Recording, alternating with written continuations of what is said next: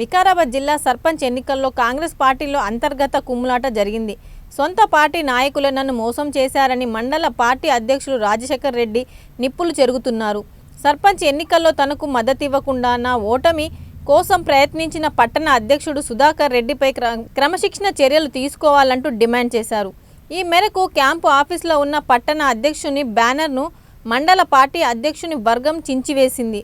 Party వ్యతిరేక కార్యకలాపాలకు పాల్పడ్డ అర్ధ సుధాకర్ రెడ్డిపై అధిష్టానానికి ఫిర్యాదు చేస్తానని హెచ్చరించారు. నమస్కారం. నేడు నిన్న జరిగిన గ్రామ పంచాయతీ ఎన్నికలలో వికారాబాద్ మండలంలో మొత్తం 21 గ్రామ పంచాయతీలు ఉన్నాయి. ఆ 21 గ్రామ పంచాయతీల్లో 19 గ్రామ పంచాయతీలు కాంగ్రెస్ పార్టీ గెలవడం జరిగింది.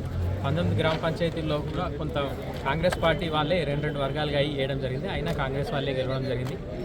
అందరికీ వికారాబాద్ మండల ప్రజలందరికీ మండల కాంగ్రెస్ తరఫున ప్రత్యేకంగా ధన్యవాదాలు తెలియజేస్తున్నాను. అంతేకాకుండా అభివృద్ధికి పట్టం కడతారనడానికి ఇదే నిదర్శనం. గౌరవ స్పీకర్ శ్రీ గడ్డం ప్రసాద్ కుమార్ సార్ గారు చేసిన అభివృద్ధి కార్యక్రమాలే, ముఖ్యమంత్రి గారు చేస్తున్నటువంటి పథకాల వల్లనే నేడు ఈరోజు మండలంలో అత్యధికంగా 19 మంది సర్పంచులు గెలవడం జరిగింది. మరియు మరొకసారి గ్రామ ప్రజలందరికీ మండలంలో అందరికీ ధన్యవాదాలు తెలియజేస్తూ రాబోయే రోజుల్లో ఇంకా లోకల్ బాడీస్లో కూడా ఇంతకన్నా రెట్టింపు విజయాలను సాధిస్తామని తెలియజేస్తూ ధన్యవాదాలు. మీ గ్రామానికి సంబంధించిన మీపై కూడా కాంగ్రెస్ పార్టీ నాయకులే కొందరు కుట్ర చేశారని చెప్పి సమాచారం ఉంది. ఇది వాస్తవమా లేదా? మా గ్రామంలో మా అమ్మ గ్రామ సర్పంచ్గా నిలవడం జరిగింది. దానికి మన వికారాబాద్ పట్టణ కాంగ్రెస్ అధ్యక్షులు కొంతమంది, ఆయనతో పాటు కొంతమంది నాయకులు ఒక బీజేపీ క్యాండిడేట్కు మొత్తం నిలబెట్టి మొత్తం ఖర్చు కూడా వాళ్ళే భరించి ప్రచారం చేయడం జరిగింది. మా విలేజ్లో సుమారు 400-500 మందికి ఫోన్లు కూడా ఆయన్నే ప్రత్యేకంగా చేసి మరి రాజశేఖర రెడ్డిని వాళ్ళ అమ్మను ఓడగొట్టుండి అని చెప్పడం జరిగింది. ఇక అది ఎందుకో అది తెలియదు. హైకమాండ్ కూడా నేను కంప్లైంట్ చేయడం జరిగింది. గౌరవ స్పీకర్ సార్ గారికి కూడా కంప్లైంట్ చేయడం జరిగింది. అయినా కూడా మా ప్రజలు మా సారు మా గ్రామాన్ని చాలా అభివృద్ధి పథంలో నడిపించినందుకు మా గ్రామ ప్రజలందరూ అభివృద్ధికే పట్టం కట్టారు.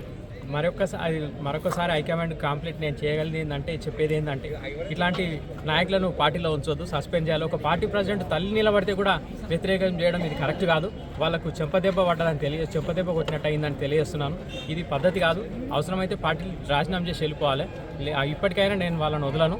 పార్టీ హైకమాండ్కు కంప్లైంట్ చేసి చర్యలు తీసుకోమని కోరుతున్నాను. అంటే క్రమశిక్షణ తప్పిద్దంటారా మీరు కాంగ్రెస్ పార్టీలో? క్రమశిక్షణ తప్పడమా? మరీ ఘోరంగా తప్పింది. మళ్ళీ సీనియర్ కాంగ్రెస్ నాయకులను ఇద్దరిని మా గౌరవ స్పీకర్ గారు పంపించి ఎందుకు ఇట్లా అయితే కంప్లైంట్ వచ్చింది అంటే, అవును నేను నిడవానని చెప్పడం జరిగింది. నాకు తెలియదని కూడా చెప్పలేడు ఆయన డైరెక్ట్. నేను ఆయన నిడవా అని చెప్పిండు. మరి ఎందుకో మరి ఇప్పటికి నాకు కూడా అర్థమవుతుంది. మీ దగ్గర ఏమైనా ఎవిడెన్స్ ఉందా? కాల్ చేసిన లిస్ట్ ఉన్నాయి, రికార్డ్స్ ఉన్నాయి. మళ్ళీ ఆయన ఇక్కడ కొత్తగాడి దగ్గర తిరుపతి రెడ్డి అనే ఫామ్ హౌస్ ఉంది. కొత్తగాడి తిరుపతి రెడ్డిది మొమ్దాన్పాల్ దాటినాక ఆ ఫామ్ హౌస్లకు మా విలేజ్ గ్రామ ప్రజలందరినీ అక్కడికి పిలిపించి అక్కడ మంచి పార్టీ అరేంజ్ చేసి అలా స్పీచ్ ఇచ్చింది డైరెక్ట్, రాజశేఖర రెడ్డి వాళ్ళ అమ్మను ఓడగొట్టాలని. మరి అది ఎందుకో నాకైతే తెలియదు. నా మీద ఏమైనా కోపం ఉన్న పార్టీకి కంప్లైంట్ చేసుకోవచ్చు. మా స్పీకర్ సార్ గారికి వచ్చి రాజశేఖర రెడ్డి ఇట్లా తప్పు చేసిన కంప్లైంట్ చేసుకోవచ్చు.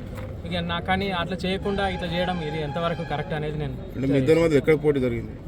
నేను జిల్లా ప్రెసిడెంటు, వికారాబాద్ జిల్లా ప్రెసిడెంటు మొన్న వచ్చినప్పుడు హైకమాండ్కి నేను కూడా అప్లికేషన్ పెట్టుకున్నాను. ఆయన పెట్టుకున్నాడు నాకు. అంటే నేను సారెంబడి 2000 సంవత్సరం నేను 10th క్లాస్ ఉన్నప్పటి నుండి కూడా నేను సారెంబడి తిరుగుతున్నాను. అంటే మా నాన్న కాంగ్రెస్ సీనియర్ లీడరు.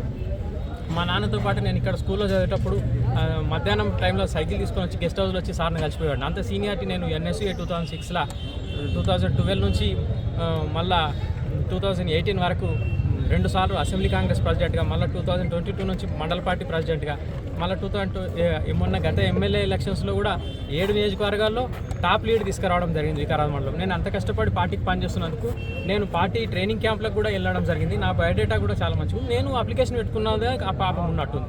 నాది నేను అడిగిన తప్ప నేను ఇంకోరిని ఎవరిని డిస్టర్బ్ చేయను. నాది అప్లికేషన్ ఇచ్చిన అంతే. దానికి ఆయన లేదు ఈయన నన్ను పార్టీ ఒక కాంగ్రెస్ పార్టీ సెక్యులర్ పార్టీ ఏదైనా అందరికీ న్యాయం చేస్తుంది.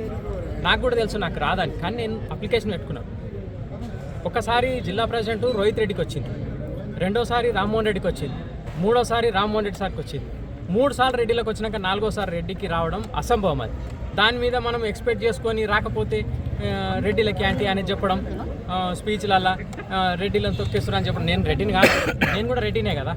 అది రెడ్డిస్కి 3 టైమ్స్ ఇచ్చినాక 4 టైమ్స్ రెడ్డికి ఎట్లా ఇస్తారు? ఆ విధంగా ఇవ్వకపోతే దాన్ని కోపం తీసుకొని మా మీద అందరి మీద చూపెట్టడం, రెడ్డి సంఘాలలో మీటింగ్లలో పోయి స్పీచ్లు ఇవ్వడం, ఇది కరెక్ట్ కాదు. ఎట్లా ఇస్తారు? ఒక పార్టీలో ఏదన్నా 4 సార్లు ఒకటే క్యాస్ట్కి ఇవ్వగలుగుతారా? దాన్ని మనం ఎక్స్పెక్ట్ చేయడమే తప్పు వస్తుందని.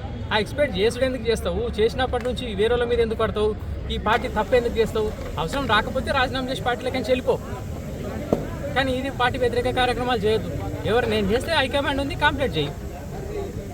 అంటే మీ రాజకీయ ఎదుగుదలని జీర్ణించుకోలేకపోతురా? అది కూడా ఉండొచ్చు.